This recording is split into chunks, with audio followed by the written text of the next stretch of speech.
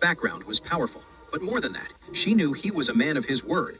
He had the influence to do anything, and if he said he'd run her and her family out of Oris Hill, he would do exactly that. If that happened, it wouldn't just be her marriage on the line. It would be the ruin of her entire family. They weren't some powerhouse. They were just comfortably well off. Being forced out of their hometown would shatter their lives completely. She couldn't let that happen. She couldn't be the one to drag them all down. She'd become a pariah in her own family. Just as the crushing weight of her decision settled in, she spotted Jade standing nearby. It was like seeing a lifeline. Maya scrambled over to her and dropped to her knees with a heavy thud, crying and begging. "Jade, it was all my fault. I was so wrong. I will never stand in the way of you and Colton again, I swear. Please, just talk to Mr. Wade for me. Beg him. We can start getting everything ready for the wedding right now. You'll be the daughter I never had, I promise. I'll treat you like my own, I swear it. I'm begging you." It all clicked into place for Maya. This was about Jade. Mr. Wade was punishing her for how horribly she'd treated the girl. For trying to stop the marriage, for desperately pushing her son to marry the Valentine girl. That must have been the last straw. That's why he was punishing her, making her husband marry that very same girl. To fix this, she had to go back to the source. And the source was Jade.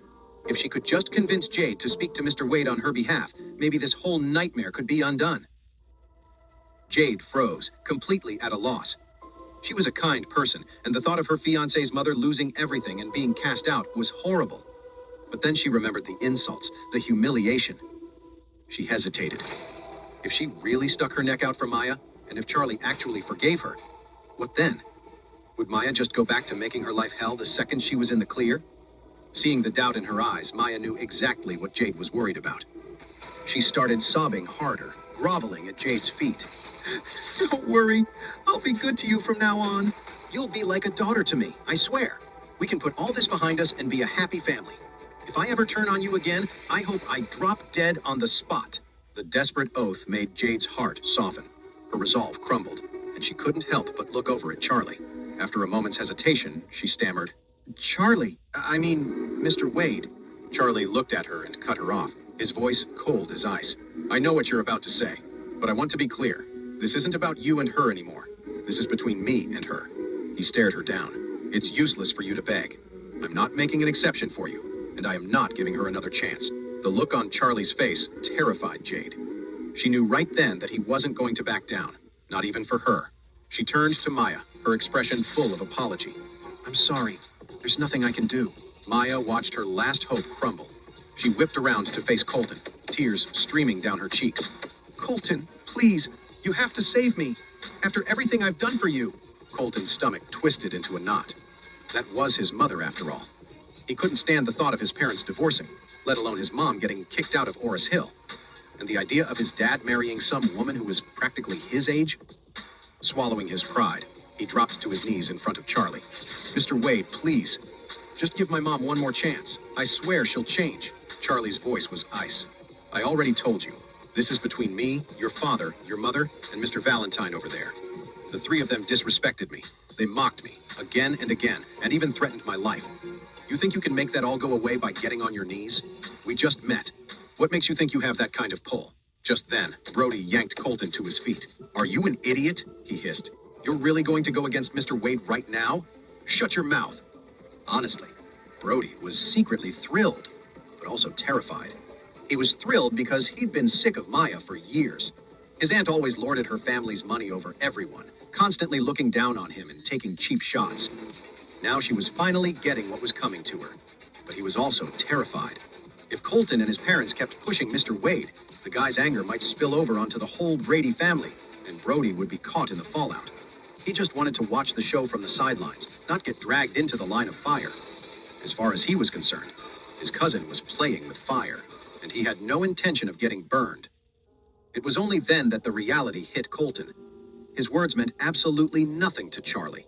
Charlie was only here today as a favor to his wife Claire, and Claire had only brought him along because she and Jade were high school classmates. If Charlie wouldn't even cut Jade a break in all this, what made him think he'd get one? Seeing that no one was coming to save her, Maya finally broke. The regret was so overwhelming she could have kicked herself. Who would have ever thought it? She'd done everything in her power to stop Jade from marrying into the Brady family, mocked her, insulted her, and made her life a living hell. And now she was the one being kicked out.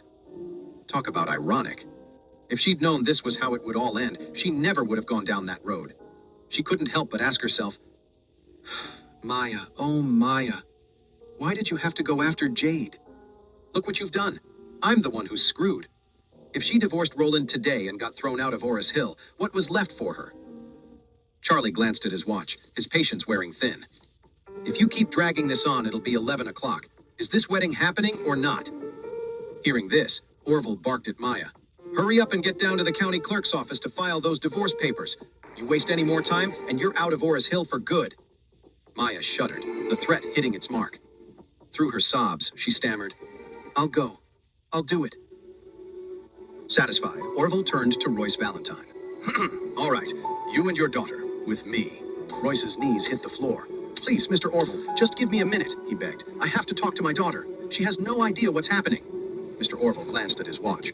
You've got 3 minutes, he said. Drag your feet, and I promise you'll regret it. Isaac chimed in, his voice hard. Listen to me, Royce. Don't try anything funny. If I don't see a marriage certificate with your daughter's name and Roland Brady's on it, you're finished. Royce nodded frantically, stammering, Mr. Isaac, Mr. Orville, don't worry. I won't pull any tricks, I swear. Orville kicked him. Don't make promises to us, he snapped. Go tell that to Mr. Wade. Royce scrambled on his hands and knees over to Charlie.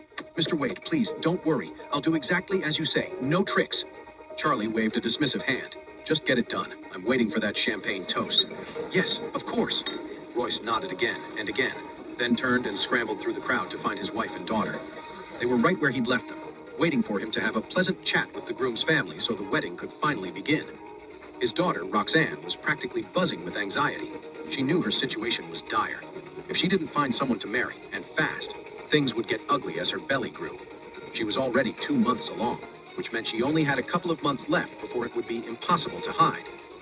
She'd been desperately searching for a suitable husband. She couldn't just trick someone into marrying her. She needed someone who would willingly take on the whole messy situation. But after searching high and low, she'd found that the guys with good prospects wanted nothing to do with her, and the guys who were willing, well, they were beneath her. She couldn't bring herself to even consider them. Then today, her father told her Colton had agreed to marry her, and she was ecstatic. She didn't know Colton all that well, but she'd met him a few times and thought he was handsome. She was definitely into him. On top of that, he'd gone to a great school, and his family was loaded. The cherry on top? Their families already had business ties.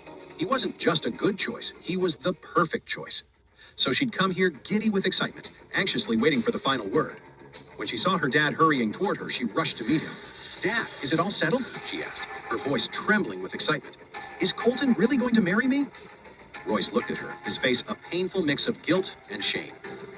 Roxanne, he said awkwardly, it's not Colton who's marrying you today. What? Roxanne was completely blindsided. If it's not Colton, then who is it? Royce could barely meet her eyes. It's his father. It's Roland Brady.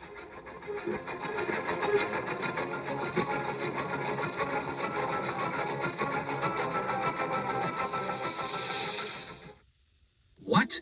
Roxanne and her mother were floored. Her mother snapped. Royce Valentine, have you lost your mind? Didn't you say Roxanne was going to marry Colton? Why the hell are you trying to marry her off to his father? Roland Brady is almost your age. How could she possibly marry him? Yeah, Dad, Roxanne cried. I might be pregnant, but that doesn't mean I'm going to marry some gross old man. Royce looked at his wife and daughter, his face etched with shame. He slapped himself hard across the cheek, tears streaming down his face as he spoke. It's my fault. It's all my fault. I got greedy and got in way over my head. Now Orville and Mr. Craven are involved, and they've only given me one way out. Roxanne has to marry Colton's father or they'll ruin us. What? His wife felt the floor drop out from under her. You crossed Orville and Mr. Craven? Are you insane? I didn't know it would get this bad, Royce said frantically. What the hell is going on? His wife demanded. Royce explained the whole story through his sobs. When he was finished, Roxanne collapsed onto the floor, wailing. No, I won't do it. I am not marrying that disgusting old man. I'd rather die. Seeing his daughter on the floor, Royce rushed to her side. Honey, be careful. The baby. You'll hurt my grandson. He lowered his voice. The baby won't have a father, so he'll take the Valentine name. We'll raise him as one of our own.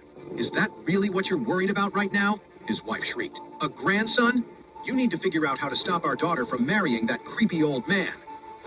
Royce sighed, his shoulders slumping. There's nothing I can do. If she doesn't marry him, our family is finished. Do you honestly think we have any other choice? His wife couldn't help but cry out in despair. Oh my God, what did our family do to deserve this? Stop thinking about that, Royce said. We need to go. We have to get the marriage license now. Mr. Wade said he's waiting to celebrate. If we drag our feet on this and make Orville and President Isaac angry, we're done for. Truly finished. Dad, you can't do this to me, Roxanne wailed. You can't just throw me to the wolves. There's no way I'm marrying him. If you don't marry him, the men in charge are going to come after us, Royce said. Our family will lose everything. At that point, he continued, his voice grim, we won't have enough money for you to even have the baby, let alone keep living like a princess. Forget designer bags and five-star restaurants. We'll be lucky to put food on the table. What? The words hit Roxanne like a punch to the gut. She was in total despair. She'd been spoiled her whole life, used to blowing through hundreds of thousands of dollars a month without a second thought. If that all disappeared overnight, her life might as well be over. Her mother looked just as horrified. She couldn't stand the thought of losing their billion-dollar fortune and being forced into poverty. The idea alone was enough to make her sick. She rushed to her daughter's side, hugging her and choking back tears. Roxanne, honey, listen to me. Orville and President Isaac, these are not people our family can afford to cross. For us, for the family, you have to do this. You have to marry Roland Brady. Then she leaned in, her voice dropping to a harsh whisper. Besides, you can't hide this pregnancy much longer. A month, maybe 2 tops. If you don't find a husband in the next 2 months, we are truly finished. Exactly, Royce added, jumping on the opportunity. Marrying him is it's a temporary fix. It buys us time. Later, after this all blows over, you can just divorce him. Hearing that, Roxanne gritted her teeth. The fight went out of her. Through her tears, she choked out, Fine. There's no other way, is there? I guess I'll go get the license with him. Maya was on her knees, pressing her forehead to the ground again and again, begging Charlie to spare her. But he wasn't buying a word of it. Charlie knew exactly what kind of woman she was. To him, Maya was a monster, worse than his own mother-in-law Elaine, and that was saying something. Elaine had always wanted his wife, Claire, to marry into money, but she'd never have dreamed of forcing her to marry a man who already had kids. But Maya? For a $50 million inheritance, she was ready to sell her own son to the daughter of some man he'd never even met. It was shameless. So Charlie knew this pathetic apology wasn't real. She was only crying because she was cornered. Give a woman like that a second chance, and she'd only make Jade's life even more of a living hell. That's why Charlie had to solve this, once and for all. She would divorce Roland and be banned from Oris Hill for life. Watching from the sidelines, Roland Brady was a wreck. He saw his wife sobbing on the floor, but this young man, Wade, was completely unfazed. It was clear he wasn't going to budge. This meant Roland had no choice but to marry Mr. Valentine's daughter. But the more he thought about it, it wasn't the worst thing in the world. With that, Orville signaled to Axel and a few of his men. They were to take Roland Brady, Maya, and Roxanne straight to the county clerk's office to file the divorce and marriage papers. Colton wanted to stop it, all of it, but he was powerless. He could only stand there and watch. Tears streamed down his face as a couple of burly men forced his sobbing mother into a car. Charlie glanced over at him. You and Jade don't have your marriage license yet, do you? He asked calmly. Colton nodded quickly, respectfully. Not yet. My family was always against it. They insisted we wait until after the wedding before even talking about the license. Charlie waved a hand dismissively. Then you and Jade are going to get your license too. When you're done, come back here for the wedding. Colton looked stunned. A wedding together, he thought, with my father and my new stepmother? Seeing the hesitation on his face, Charlie's voice sharpened. Jade cut ties with her entire family for you. Don't you think you owe it to her to get that license and give her some security? The words hit their mark. Colton didn't dare hesitate any longer. Okay, Mr. Wade, he blurted out. We'll go get our license right now. That's more like it. Charlie nodded, satisfied. All right, you two get going. Head straight back when you're done. I'm still waiting to have that celebratory drink. Watching Orville lead the group away, Isaac asked Charlie, Mr. Wade, should I go with them? Keep an eye on things? Charlie waved a hand dismissively. No, you don't need to. Just hang back. You and I can grab a drink later. Claire, who had been standing beside him in silence, finally watched the last of them get let off before she couldn't help but ask, Charlie, we came for Jade and Colton's wedding. But all this with his dad? Isn't this a little much? Charlie smiled and asked her, "Babe, what's the appropriate thing to do here? If we don't force Maya out of the picture today, if we don't teach this family a lesson, do you honestly think your friend has any chance at a happy life with them?" Claire fell silent for a beat before giving a small nod. She knew he was right. If they didn't fix this at the root, Jade would be miserable down the road, all thanks to Maya's personality. And by then, there'd be nothing she could do to help. It was better to let Charlie handle it, once and for all. With that thought, she couldn't help but sigh. "I just hope Colton doesn't end up hating us for this." Charlie said casually, "I've done so much for him. If he still hates me after this, then the guy's a hopeless case." He then waved his hand again, a small smile on his face. "All right, let's head inside. Once they've sorted this mess out, the wedding should be ready to start." Oris Hill City Hall. The seven of them looked absolutely mortified as they shuffled behind Orville into the county clerk's office. It was a strange procession. There were Colton and Jade, the couple who were supposed to be getting married today. Then there was the other groom, Colton's father, Roland Brady, with his soon-to-be ex-wife, Maya. And finally, Roland's actual bride-to-be, Roxanne, who was there to register her own marriage, her parents trailing nervously behind her. As soon as Orville marched them inside, a clerk approached the counter. "How can I help you folks?" Orville glanced at the group. "Who's up first?" Colton said awkwardly, "I guess Jade and I should go first. We're here to register our marriage." "Okay," Orville nodded. "Get these two their marriage license first." The clerk nodded, glanced over their paperwork, and entered their information to register the marriage. Since they hadn't brought photos for the license, the clerk had them pose for a quick picture against a red backdrop. A few moments later, a marriage certificate was in their hands. Holding the certificate, the couple let out a collective sigh of relief. Whatever else was about to happen, at least this part was done. They were officially married. After handing them the certificate, the clerk asked, "All right, who's next?" Orville jabbed a thumb toward Roland and Maya. "These two," he said, "process their divorce." Roland and Maya were both in tears, clearly gutted, but they didn't dare make a scene. Maya's eyes were swollen and puffy from crying, but she still managed to recite her personal information when the clerk asked. After checking their IDs, the clerk looked up. "Okay, for a divorce, I'm going to need to see your original marriage certificate."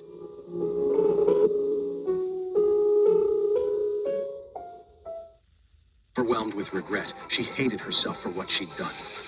Orville's patience was wearing thin watching her cry on the floor. He turned to Axel, who stood beside him. "Get a car," he ordered, his voice cold. "I want this pathetic woman dumped outside the Oris Hills city limits.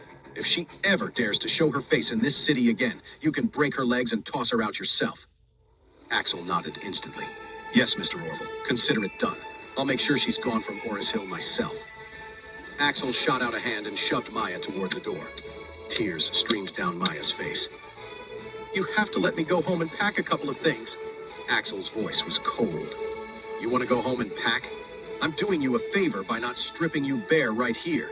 Say one more word, and I'll throw you out naked." That shut Maya up. She didn't dare say another word. Just let Axel drag her away like a rag doll. With Maya gone, Orville's gaze landed on Roxanne. He crooked a finger. "You, come here." Roxanne wanted to run, to disappear, but right now she didn't dare disobey Orville. She was the only one left standing there. Her legs felt like lead as she shuffled forward, trembling, her voice a trembling whisper, whispering, "Mr. Orville."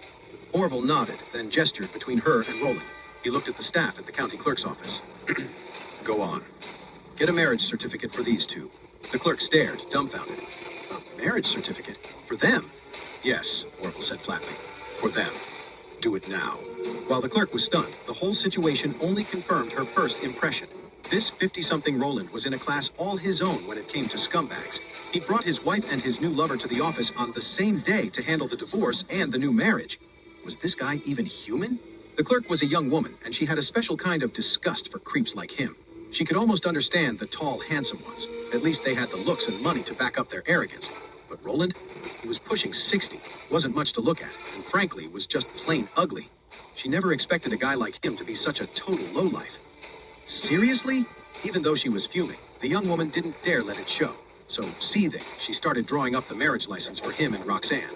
Before they could get the certificate, they had to take a wedding photo. So the two of them, looking more like father and daughter than husband and wife, had to stand side by side against the red backdrop for their wedding picture. Roxanne's face was a mask of misery. She was screaming on the inside, but she didn't dare let any of it show. Roland's mind was a mess. The one thing weighing on him was the baby in Roxanne's belly. Maybe, he thought, once we get home, I can figure out how to handle this situation. Just then, Royce leveled a heavy gaze at Roland. Roland, he said, his voice low. I won't say any more about what happened today, but from now on, you better treat my daughter right. If you don't, you won't like the consequences. Roland quickly scrambled to answer. Mr. Valentine, don't you worry. I'll do everything in my power. And another thing, Royce cut him off. The baby my daughter is carrying cannot be harmed under any circumstances. Otherwise, I will never forgive you. Am I clear? A stone dropped in Roland's stomach, but he didn't dare cross Royce. After all, Royce was the backbone of his business. If he actually provoked him, the entire Brady family's income would take a massive hit. So, all he could do was nod and agree. He forced the words out. Mr. Valentine, don't worry. I promise to protect both her and the baby. Royce seemed to relax, if only slightly. After the baby is born, if you don't want it, you can give it to me.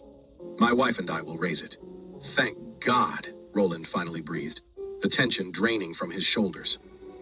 A moment later, a staff member walked over and guided them to a counter to get their marriage license. Roxanne was 26. Roland was 52, exactly double her age. The young clerk processing their paperwork couldn't hide her disgust, her jaw tight as she finally slid the marriage certificate across the counter. Once the certificate was in hand, Orville cracked a thin smile. All right, lovebirds, you're official. Let's get back to the hotel. Mr. Wade is waiting to pop the champagne. The four of them had no choice but to trail after Orville and head back to the Chilton. By then, the Chilton's banquet hall was already packed with the Brady family's friends and relatives. Charlie and his wife Claire were at a table right by the stage, with Isaac sitting beside them. After escorting the newlyweds inside, Orville hurried over to Charlie's table. When he heard they had the marriage certificate, Charlie nodded in satisfaction. Good. It's about time. Let's get this show on the road. Orville nodded quickly. Royce is already getting his daughter into her wedding dress. The ceremony starts sharp at 11:58. Charlie grinned. Today's a lucky day for that old man, Roland Brady. He gets to dump his old flame, marry a young new one, and on top of that, it's a 2-for-1 deal. In a few months, he'll get to be a dad. Orville chuckled. You really know how to play the game, Mr. Wade. This whole thing is a work of art. Charlie's smile faded slightly. It just goes to show you shouldn't look down on people, no matter how successful you think you are. If Roland Brady and his son hadn't been so dismissive of their future daughter-in-law, none of this would be happening. Hopefully they learned something today. Orville nodded. You're right, Mr. Wade. Sitting beside him, Claire watched Charlie with a new glimmer in her eyes. As much as she thought her husband's stunt today was a little bizarre, maybe even over the top, hearing him now, she had to admit, there was something deeply satisfying about it. Most people could never come up with a solution like this. It proved her husband possessed a kind of cunning, a spirit that set him apart. Her mind flashed to Warnia Smith at the bridal shop, to the way the woman's gaze had lingered on Charlie. Suddenly, Claire felt like her husband was transforming right before her eyes, becoming someone with an undeniable gravity that drew people, and especially women, in. Just as Claire was lost in these thoughts, the cheerful, unmistakable notes of the wedding march began to play. A male MC stepped onto the stage, a pained smile plastered on his face. Thank you all for being here, he began, his voice strained. Today is a very special day, as we are here to witness two new couples joined together in matrimony. So, let's give a warm welcome to our first groom of the day, Mr. Roland Brady, and his bride, Miss Roxanne. A wave of stunned horror washed over the Brady family's side of the room. Even though they all knew what was coming, hearing the MC officially announce the names sent a cringe through the crowd. The room fell dead silent. Seeing the entire Brady family frozen in their seats, Orville had had enough. He shot to his feet and bellowed, "What the hell is wrong with you people? Clap for the bride and groom!"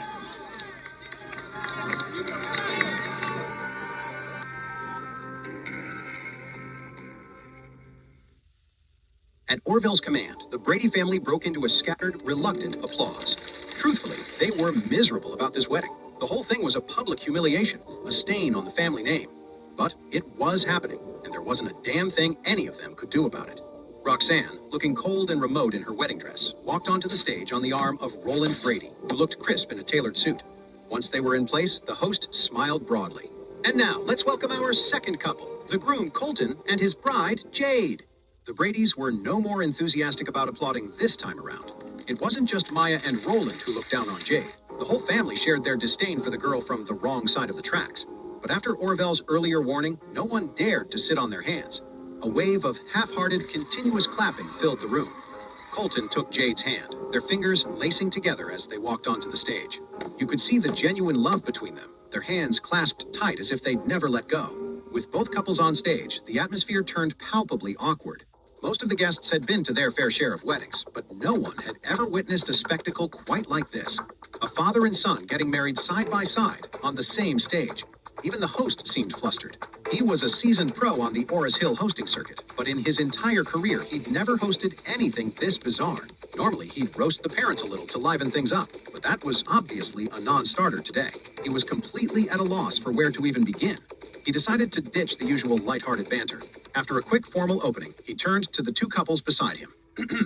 Today, our two Mr. Bradys, along with Roxanne and Jade, have brought 4 loving hearts together for this sacred matrimonial ceremony. My friends, let's offer our sincerest blessings to these two couples. Let's pray for them, cheer for them, and celebrate their perfect union. Let's give them another round of warm applause and wish them a bright and happy future together. Though confused glances shot across the crowd, everyone applauded politely on cue. After the applause faded, the host said warmly, "The Bible says that love is patient, love is kind. It does not envy, it does not boast, it is not proud. It does not dishonor others, it is not self-seeking. It is not easily angered, it keeps no record of wrongs. Love does not delight in evil, but rejoices with the truth. It always protects, always trusts, always hopes, always perseveres. Love never fails." So, in front of all your guests today, I'd like to ask Mr. Roland Brady, one of our grooms. Mr. Brady, are you willing to take Roxanne, the woman beside you, as your wife? Are you willing to love her forever, whether she is rich or poor, and never give up on her? Roland Brady gave a stiff nod. "I am." The host then turned to Roxanne. "And you, Roxanne, are you willing?" For Roxanne, that was the final straw. The composure she'd been desperately clinging to finally shattered. She broke down, a choked sob escaping her lips. In that moment, all she wanted was to scream, "I'm not!" and run from that stage as fast as she could. But then she thought of her father and the powerful people he'd crossed. If she didn't marry Roland today, her entire family would be dragged down with him. They'd be ruined. She choked back the scream building in her throat. Fighting through another sob, she forced the words out. "I am." The words had barely left her lips before she broke completely, burying her face in her hands and sobbing uncontrollably. The host beamed. "Wow, it looks like our bride is just overwhelmed with emotion. You can feel how much this moment means to her. This is truly a match made in heaven. Let's give the happy couple a huge round of applause and wish them a long, happy marriage and a wonderful life together."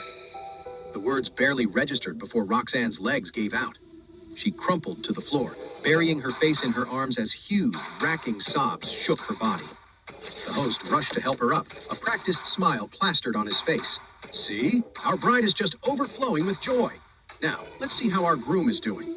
Mr. Roland Brady, how does it feel to be marrying such a beautiful young bride?" Roland managed to chuckle. "I'm pretty excited." "I'll bet," the host said. "So, Roland, feeling inspired? How about you share a few words from the heart for your new bride?" "Well," Roland said awkwardly, "I'm not really the poetic type, you know. I can't just pull something like that out of a hat." "Well, speaking of family, we have the bride's parents with us today," the host went on. "Roland, is there anything you'd like to say to your new in-laws?" Roland's eyes found Royce Valentine and his wife in the crowd, their faces etched with stony grief. He gave them a small, hesitant wave. "Don't you worry," he said. "I'll take real good care of Roxanne. I promise." There was something else Roland wanted to ask, but he couldn't bring himself to say it out loud. He wanted to ask his new father-in-law if that $50 million they'd discussed was still part of the deal. But one look at the thunderous expression on Royce's face, and he figured the man might just storm the stage and beat him to a pulp right then and there. Better to just let it go for now. Just then, the host's voice boomed. "Come on, let's give a big hand for the parents of the bride as they come up on stage." The Brady family, seated nearby, functioned like a well-oiled applause machine, clapping on cue with vacant expressions. Royce Valentine had no choice but to walk onto the stage with his wife. The host smiled. "All right, Mr. Valentine, if you could just step right here in front of our groom." Royce and his wife stood before Roland, their bodies stiff, their expressions frozen. "All right, groom," the host said cheerfully. "Tell us, who's this man standing in front of you?" Roland answered quickly, "My father-in-law." The host grinned. "Father-in-law? Come on, I think we can do a little better than that, don't you?" Roland forced a tight, awkward smile. "Oh, right, yeah." He turned to Royce and his wife, his voice cracking slightly as he choked out the words, "Dad, Mom." Royce's face was a mask of pure fury.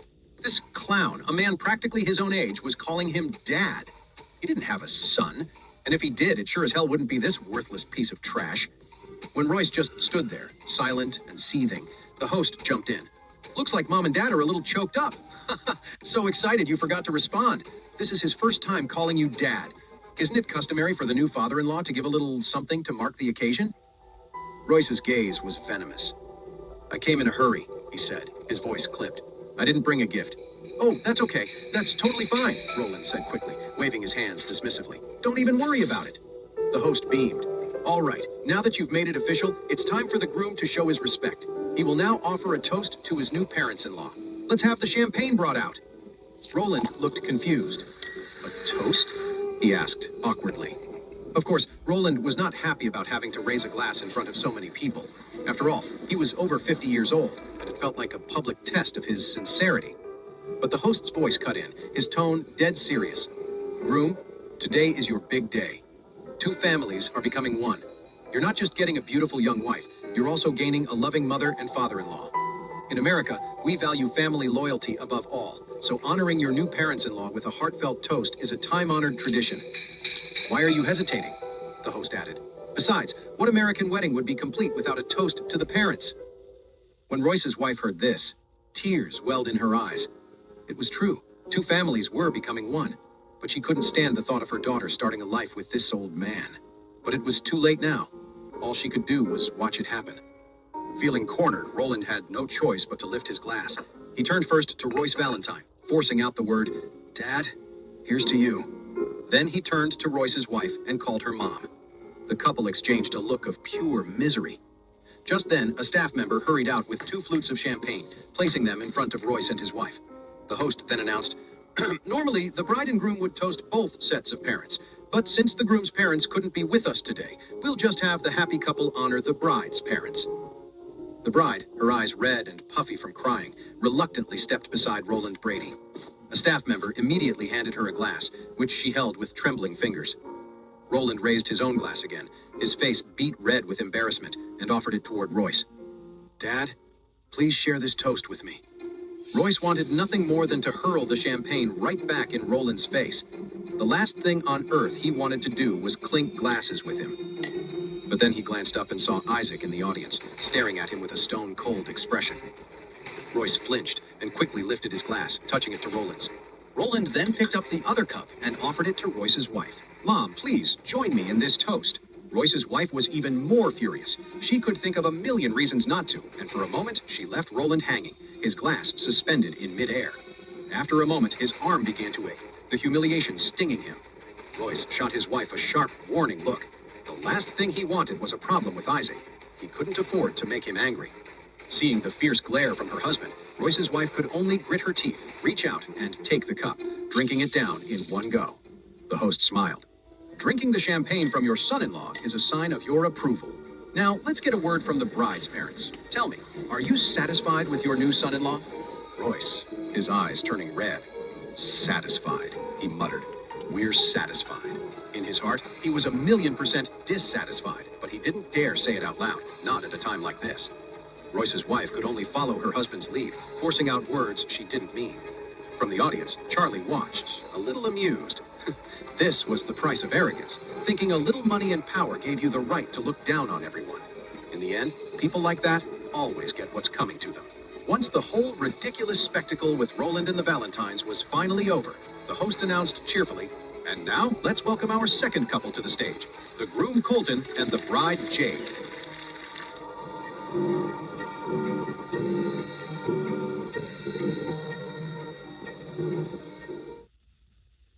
Colton took Jade's hand and led her onto the stage.